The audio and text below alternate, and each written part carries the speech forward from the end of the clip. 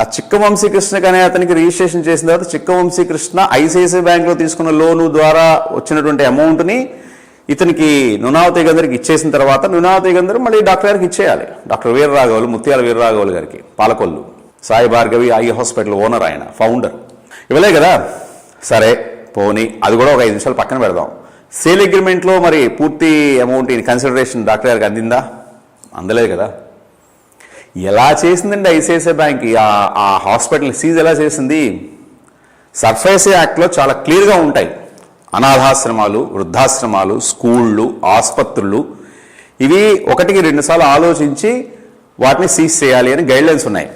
అసలు ICICI bank చేసిన రచ్చ దురదృష్టవశాత్తు మా చిన్న ఛానల్లో ప్రసారమైంది కాబట్టి జనాలు ఇప్పుడు తెలియట్లేదు. కానీ అదే TV5లో, ఏబిఎన్ ఆంధ్రజ్యోతిలోనైతే పాటికి మొత్తం దేశం అంతా వైరల్ అయిపోయింది. ఎవరికైనా మీలో మానవత్వం ఉన్న వాళ్ళు ఎవరైనా సరే కొంచెం టైం ఉంటే కనుక మా వీడియోలు, పాత వీడియోలు చూడండి. లేదంటే పాలకొల్లు సాయి భార్గవి హాస్పిటల్ డాక్టర్ గారిని సంప్రదించండి. ఆయన పడుతున్న నరకం, 72 ఏళ్ల వయసులో ఆయన పడుతున్న నరకాన్ని మీకు తెలుస్తుంది. ఇంత లోపభూయిష్టమైనటువంటి జ్యుడిషియరీ సిస్టంలో, బ్యాంకింగ్ సిస్టంలో మనం బతుకుతూ కూడా రోజు జీవితంలో మోసపోవడం కూడా ఒక భాగమే అనుకుని బతికేస్తున్నాం తప్పిస్తే ఒక్కళ్ళన గొంతెత్తి ప్రశ్నిస్తారేమో నేను ఎదురు చూస్తున్నాను. నేను ఎవరైనా అడగచ్చు, నువ్వేం చేస్తున్నావురా అని. ఇదే నా ప్రయత్నం. ఇంతకంటే నేనేం చేయలేనటువంటి నిస్సహాయత, నా ఆర్థిక పరిస్థితి. నా దగ్గరే డబ్బులు ఉంటే ఈ పాటికి ఐసిఐసిఐ బ్యాంక్ని మూయించుండేవాడిని. అంబానీ కాదు కదా, ఎవడు అడ్డొచ్చినా సరే. ఒక బ్యాంకుకి బుద్ధి చెప్పానని తృప్తి నాకు ఉండేది. అడ్డగోలుగా దాన్ని సీజ్ చేశారు. డాక్టర్ గారు దురదృష్టం ఏంటంటే ఆ రోజు నేను లేకపోవడం, నేను అవైలబుల్గా లేకపోవడం, అది అడ్డుపడిపోయేవాడిని.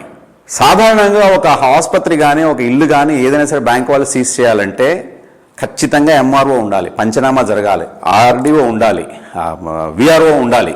వీళ్ళెవ్వరు లేరు. వెస్ట్ గోదావరి డిస్ట్రిక్ట్ ఎస్పీ గారి అండదండలతోటి అక్కడ ఈ సీజర్ జరిగింది అనేది చుట్టుపక్కల జనాలు చెప్పుకుంటున్న విషయం. మన దగ్గర అధికారిక సమాచారం లేదు. నేను మై టీవీ తరఫు నుంచి డిఎస్పీ గారికి, మేడం గారికి మెసేజ్లు పంపించాను, ఫోన్ ట్రై చేశాను, ఆవిడ గన్మ్యాన్తో కూడా మాట్లాడాను. కానీ ఫలితం లేకపోయింది. ఆవిడ నా ఫోన్ తీయలేదు, నా మెసేజ్కి రెస్పాండ్ అవ్వలేదు. నేను కొన్ని అనివార్య కారణాల మూలంగా ఆ రోజు నేను డాక్టర్ గారికి అవైలబుల్గా లేకపోయాను, అందుబాటులో లేకపోయాను. అంతకుముందు 2 సార్లు నేను కాస్తానండి. చుక్కలు చూపించి పంపించాం మేము. నేను నా స్టూడియో సిబ్బంది, మా కెమెరామన్, మా స్టాఫ్ చుక్కలు చూపించి పంపించాం. తరివి కొట్టాం. కానీ ఆ ఒక్కరోజు మేము జూన్ 2వ తారీఖు నాడు కనుక భగవంతుడు డాక్టర్ గారి పట్ల లేకపోవడం మూలంగానో లేకపోతే మరి నాకైతే తెలీదు, మేము ఉండుంటే మాత్రం 99.9% ఐలు సీజ్ అయి ఉండేది కాదు.